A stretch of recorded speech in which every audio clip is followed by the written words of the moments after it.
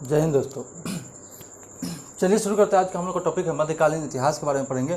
और मध्यकालीन इतिहास में हम लोग किस चीज़ के बारे में पढ़ेंगे, तो हम लोग पढ़ेंगे मध्यकालीन इतिहास में मोहम्मद बिन कासिम का भारत पर आक्रमण। इसमें सबसे पहले हम लोग को ये समझना होता है कि यह प्रश्न पूछा जाता है कि पहला मुस्लिम आक्रमणकारी कौन था जिसने भारत पर आक्रमण किया था, तो वह था क्या, मोहम्मद बिन कासिम। क्वेश्चन यह भी पूछता है कि जब भारत पर आक्रमण किया था तो वह अरब ने आक्रमण किया था या फिर तुर्क ने आक्रमण किया था। ठीक, और भी बहुत सारे आक्रमणकारी का नाम देगा, लेकिन मुख्य रूप से हम लोग को क्या कन्फ्यूजन होगा कि अरब पहले आया था या पहले तुर्क आया था। तो सबसे पहले देखिए हम लोग समझते हैं इस बात को। देखिए, भारत पर जो सबसे पहले आक्रमण किया था वह किया था मुस्लिम आक्रमणकारी था जिसका नाम था मोहम्मद बिन कासिम। ठीक ना, जो पहला मुस्लिम आक्रमणकारी कौन था, वह था मोहम्मद बिन कासिम। अब देखिए, सबसे पहले हम लोग क्या करते हैं, इस मैप को समझते हैं कि आखिर यह पूरी घटना क्या थी। देखिए, यह हमारा भारत है। ठीक, इस भारत में क्या था, जिसको अभी हम लोग सऊदी अरब के नाम से जानते हैं, जहाँ पे यहाँ मक्का मदीना जो क्षेत्र है, तो रियलिटी में क्या था कि भारत का जो क्षेत्र था वह पूरा, यह भारत और पाकिस्तान उस समय सम्मिलित था। पाकिस्तान तो 1947 में अलग हुआ, लेकिन भारत और यह समझिए कि पूरा यहाँ तक का जो क्षेत्र था, यह सभी पूरा का पूरा क्षेत्र क्या था, अफगानिस्तान का भी कुछ क्षेत्र, यह सभी क्षेत्र क्या था, भारत का हिस्सा था। लेकिन हुआ क्या कि इस भारत के क्षेत्र के अलावा यह जो क्षेत्र हम लोग जो देख रहे हैं, यह क्षेत्र जो हम लोग देख रहे हैं ब्लैक कलर से, इसी क्षेत्र को क्या कहा जाता था, इस पूरे क्षेत्र को कहा जाता था अरब का क्षेत्र। अब यह उस समय सीरिया ना कोई देश था, ना कोई ईरान देश था, न इराक था, न ही सऊदी अरब। उस समय इस पूरे क्षेत्र को मिला करके कहा जाता था क्या, अरब। जैसे अभी वर्तमान में क्या देखते हैं, अभी ये अफगानिस्तान है, यहाँ पाकिस्तान है, यहाँ इंडिया है। पहले इस पूरे क्षेत्र को क्या कहा जाता था, भारत कहा जाता था। ठीक उसी तरह क्या है, इस पूरे क्षेत्र को क्या कहा जाता था, अरब। लेकिन समय समय के हिसाब से क्या हुआ, सबका अलग अलग नाम हो गया। यहीं पे यह जो क्षेत्र हम लोग जो देख रहे हैं, यही क्षेत्र है सिंध का क्षेत्र, जहाँ पर यही जो सिंध का क्षेत्र जो वर्तमान में कहाँ है, पाकिस्तान में, यही सिंध का क्षेत्र है जहाँ पर पहला मुस्लिम आक्रमणकारी ने क्या किया था, आक्रमण किया था। वह व्यक्ति कौन था, वह था मोहम्मद बिन कासिम। ठीक, यही वो सिंध का क्षेत्र है जो कि कहाँ पे पड़ता है, पाकिस्तान में। यहाँ पे एक बंदरगाह है जिसका नाम है देवल बंदरगाह।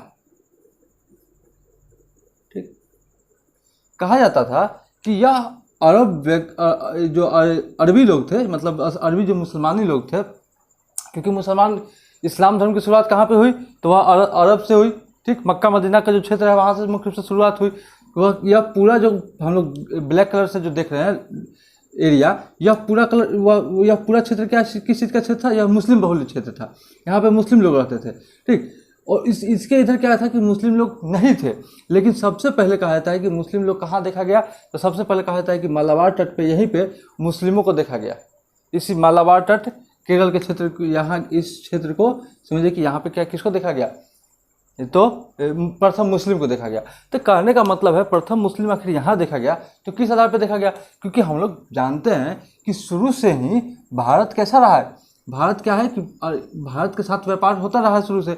तो यहाँ से कहा जाता है कि जो अरबी लोग थे वह लोग क्या करते थे, अरब व्यापार करने के लिए आते थे।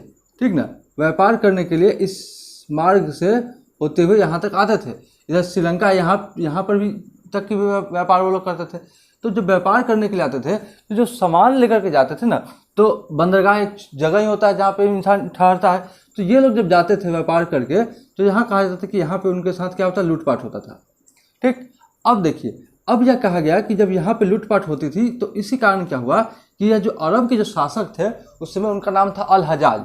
ये देखिए, अरब के जो शासक थे उस समय उनका नाम था अल हजाज। इन्होंने क्या किया कि इन्होंने किसको भेजा, मीर कासिम को। ठीक, इससे पहले भी एक और क्या घटना होती है कि 636 ईस्वी में भी एक व्यक्ति आता है, और 644 ईस्वी में भी, किस पर, सिंध पर आक्रमण करने के लिए। लेकिन यह क्या होता है, असफल होता है।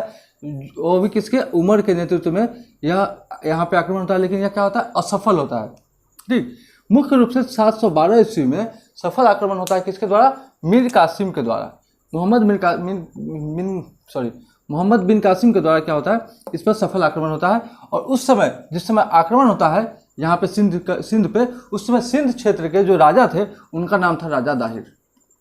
ठीक, यानी कि मोहम्मद बिन कासिम जब आक्रमण किया सिंध के क्षेत्र पे, तो उस समय सिंध के राजा कौन थे, तो वह थे राजा दाहिर। ठीक, सिंध के राजा। और अरब के, इस पूरे अरब क्षेत्र के शासक कौन थे, तो वह थे अल हज्जाज। ठीक, अब इनके नेतृत्व में क्या हुआ, अल हज्जाज ने बिन कासिम को क्या बोला, के नेतृत्व में क्या हुआ, आक्रमण हुआ। कहाँ पे, सिंध पे। राजा कौन थे उस समय, दाहिर।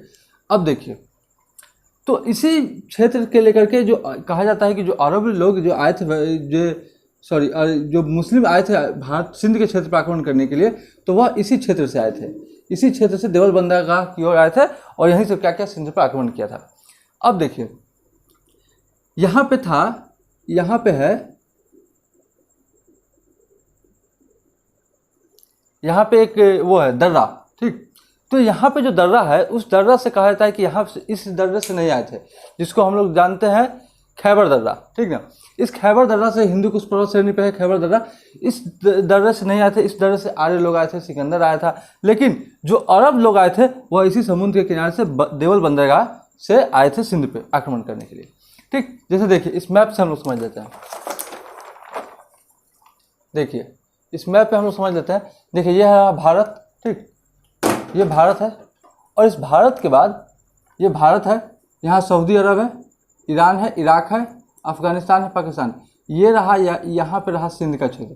ठीक, और यहीं से सऊदी जो अरबी लोग थे, जो मुस्लिम, जो समझिए कि बिन कासिम जो आक्रमण किया था सिंध के क्षेत्र पर, तो वह इसी रास्ते से क्या किया था, आक्रमण किया था। और यह जो क्षेत्र हम लोग जो देख रहे हैं, यह पूरा का पूरा क्षेत्र क्या था, यह पूरा का पूरा क्षेत्र, यही क्षेत्र कहलाता था क्या, यही क्षेत्र कहलाता था अरब का क्षेत्र। ठीक ना, तो ये क्या किए थे कि भारत के सिंध के क्षेत्र पर आक्रमण किए थे, क्योंकि भारत उस समय क्या था, सिंध का क्षेत्र जो था भारत का हिस्सा था।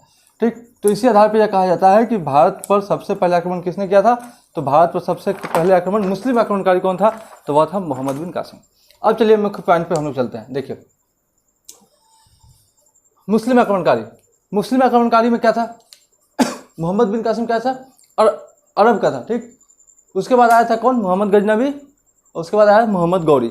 यह जो मोहम्मद गजनबी और मोहम्मद गौरी था, यह दोनों क्या है, तुर्क आक्रमणकारी है। ठीक, जबकि अरब आक्रमणकारी कौन है, तो वह है मोहम्मद बिन कासिम। इस बात को हमेशा ध्यान रखना पड़ेगा। ठीक, पहला मुस्लिम आक्रमणकारी किसने किया था, अरब आक्रमणकारी था जब तुर्क का, तो वह अरब का था, और कौन था, मोहम्मद बिन कासिम। दूसरा देखते हैं क्या कि अरबों का आक्रमण जो था सबसे पहले भारत में 636 ईस्वी में हुआ था, और दूसरा 644 ईस्वी में, लेकिन यह असफल हुआ। ठीक ना, असफल रहा, यह उमर के नेतृत्व में हुआ था। 712 ईस्वी में सफल आक्रमण हुआ, किसके नेतृत्व में, कासिम के नेतृत्व में। अब देखिए मोहम्मद बिन कासिम सबसे पहले आक्रमण सिंध पर 712 ईस्वी में करता है, और उसका आक्रमण के बाद यह हो गया कि भाई यह जो मुस्लिम मोहम्मद बिन कासिम है, यह मुस्लिम तो है ही, तो यह हो गया प्रथम मुस्लिम आक्रमणकारी जिसने सिंध पर आक्रमण किया, मोहम्मद बिन कासिम। और पहली बार सिंध पर जजिया कर लगाया। चलिए इसके बारे में हम देख लेते हैं। हुआ क्या, यह जब मोहम्मद बिन कासिम जब क्षेत्र पर जीता, तो सिंध के क्षेत्र पर क्या किया, एक जजिया कर लगाया। जजिया कर क्या होता है, गैर मुस्लिम, यानी जो मुस्लिम नहीं है उस व्यक्ति से क्या किया जाता था, कर लिया जाता था। उस व्यक्ति से कर लेने का इसका मतलब क्या था कि यह जो था 3 चीज़ों पे को कर से मुक्त किया था। एक था ब्राह्मण, ठीक, एक था विधवा, ब्राह्मण, विधवा, और एक और था दिव्यांग। इन 3 चीज़ों पे क्या था, इन्होंने मोहम्मद बिन कासिम ने क्या किया था कि जजिया कर जो था यह मुक्त रखा था। बाकी लोगों से क्या करता था, जजिया कर लेता था, और यह एक धार्मिक प्रकार का कर था जिसको जजिया कर बोलते हैं। और यह जो है मुस्लिमों पर कर ऐसा नहीं लगता था। इसका उद्देश्य था क्या, देखिए यह जो आक्रमण किया इसका उद्देश्य क्या था, इस्लाम धर्म का प्रचार करना, क्योंकि यह जो इस्लाम धर्म था वह इतना ही क्षेत्र में क्या था, सीमित था। इसका क्या करना, विस्तार करना। दूसरा क्या था कि यहाँ पर आक्रमण करने के बाद यहाँ के धन संपत्ति को लूटना, यह भी दूसरा एक इसका कारण था, उद्देश्य था। और तीसरा था अरब साम्राज्य का विस्तार। मतलब क्या था कि यदि इसका जिस क्षेत्र को वह जीतेगा तो वह क्षेत्र क्या होगा, उसके अधिकार क्षेत्र में हो जाएगा। तो नॉर्मल सी बात है ना कि जब उसका अधिकार क्षेत्र में होगा तो उसका साम्राज्य का भी क्या होगा, विस्तार होगा। तो इसलिए भी यह आक्रमण करने का इसका मुख्य रूप से 3 उद्देश्य था, इस्लाम धर्म का प्रचार करना, अरब साम्राज्य का विस्तार करना, धन संपत्ति को क्या करना, लूटना। ठीक, अब देखिए आखिर यह जो घटना घटी, जो भी घटना, जितनी भी घटना अभी हम लोग देखते हैं, तो यह घटना आखिर हम लोग कैसे जानते हैं? तो इस घटना के जानने का सबसे एक मुख्य स्रोत क्या रहा, वह है चर्चनामा। चर्चनामा एक क्या है, पुस्तक है। समझिए कि एक चर्चनामा क्या है, एक पुस्तक है, और इसी पुस्तक के माध्यम से हमें इन सभी बातों की क्या होती है, जानकारी होती है कि ऐसी ऐसी घटना इस समय घटी थी। अब देखिए इसमें क्या था कि चर्चनामा में किस चीज़ का वर्णन है, तो अरब द्वारा जो सिंध पर विजय किया गया था, यानी आक्रमण किया गया था, और नॉर्मल सी बात है वो जीत गया था, तो इसका विजय ही हुआ। तो अरबों द्वारा सिंध पर जो विजय हुआ इसकी घटना है। ठीक, और कासिम के मृत्यु का उल्लेख है, यानी कि जब कासिम 712 से 714 की यह घटना रही, ठीक ना, इसी में क्या होती है, कासिम की मृत्यु होती है, तो उसकी चर्चा है। और यह जो पुस्तक है वो किसके द्वारा लिखी गई है, तो अली अहमद द्वारा यह क्या है, चर्चनामा जो पुस्तक है यह लिखी गई है। अब देखिए जिस समय यह भी प्रश्न पूछता है कि जिस समय सिंध पर आक्रमण हुआ उस समय अरब क्षेत्र के शासक कौन थे, तो वह था अल हज्जाज, और भारत के शासक कौन थे जिसके साथ मीर कासिम की युद्ध हुई, तो वह थे राजा दाहिर।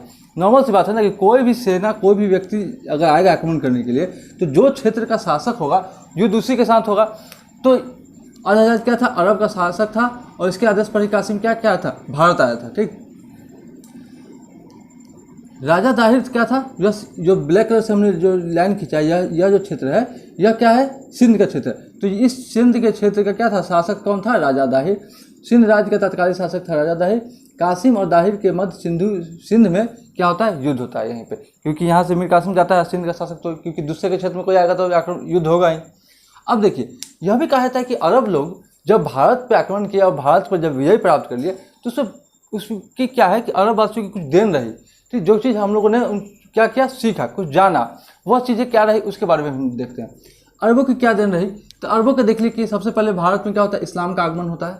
इससे पहले क्या था, भारत में इस्लाम नहीं था, कोई भी मुस्लिम नहीं था, हिंदू बहुल क्षेत्र था। लेकिन क्या हुआ कि अरबों की देन है किसकी, जिसके कारण क्या हुआ, इस्लाम का आगमन हुआ। जब सिंध, और भी कहाँ पे हुआ, सिंध क्षेत्र पे, खासकर क्या है, सिंध क्षेत्र पे ही। अब देखिए दूसरी खजूर की खेती क्या होती है, इधर क्या बोलते हैं, अरबी लोग क्या करते हैं, खजूर की खेती करना जानते थे। सिंचाई हेतु नहरों का निर्माण, यह भी किसकी देन है, अरबों की देन है। ऊँट पालने की शुरुआत, ऊँट क्या है, सिंध के क्षेत्र, सिंध क्या है, सिंध का क्षेत्र क्या है, बालू वाला इलाका यानी कि रेगिस्तान का क्षेत्र है। ऊँट तो था, लेकिन यहाँ के सिंध के लोगों को यह नहीं पता था कि ऊँट को भी पाला जा सकता है। जैसे कुत्ता भी जानवर था, उसको बाद में पता चला कि हाँ इस कुत्ते को भी पाल सकते हैं, यह वफादार हो सकता है। ठीक उसी तरह क्या है कि ऊँट पालने की भी शुरुआत कब हुई, जब अरब लोग यहाँ पे आक्रमण करके जीत गए और यहाँ पे जब आए तब क्या कि ऊँट पालने की शुरुआत हुई। यहाँ पे जो मीर कासिम था, जब यहाँ विजय प्राप्त कर लिया, तो यहाँ पे क्या किया, एक सोने का सिक्का चलाया जिसको कहते हैं दिरहम नामक सिक्का भी चलाया इसने। यह भी कहाँ किसकी देन है, तो यह भी अरब की देन है। दूसरा हिंदू शब्द का प्रयोग, प्रथम प्रयोग किसने किया था, तो यह भी अरब लोगों ने ही किया था। हिंदू या हिंद शब्द का प्रयोग भी किसने किया था, तो वह भी अरबों की देन है। मानसून शब्द का प्रयोग सबसे पहले किसने किया था, तो यह भी क्या किया था, हिंदू ने ही किया था, अरब लोगों ने ही किया था मानसून शब्द का प्रयोग। मानचित्र कला यानी एटलस, जो भी हम लोग यह मैप जो देख रहे हैं, यह जो एटलस की तरह जो मानचित्र देख रहे हैं मैप, यह भी शुरुआत किसने की थी, तो यह भी शुरुआत करने वाला व्यक्ति कौन है, अरब की देन है। ठीक, अब देखिए इसके बाद देखते क्या है, मानचित्र कला देख लिए। प्रथम बार जजिया कर लागू करने वाला, यानी कि इसके पहले भारत में कोई भी किसी भी प्रकार का उतना टैक्स नहीं लगता था। धार्मिक कर है, एक जजिया कर क्या है, एक धार्मिक कर है, क्योंकि यह क्या है, मुसलमानों से नहीं लिया जाता था, यह सिर्फ हिंदू लोगों से ही यह कर लिया जाता था। और यह जो कर था 3 लोगों पे नहीं लगता था, कि इस पे ब्राह्मण पे, विधवा पे और दिव्यांग पे, इन 3 लोगों को छोड़ करके बाकी सभी पे क्या होता था, और मुस्लिम को छोड़ करके बाकी लोगों पे टैक्स लगता था। यह एक धार्मिक कर है। ब्रह्म सिद्धांत और पंचतंत्र का अरबी अनुवाद, यह भी किसकी, अरबों की देन है। ठीक, तो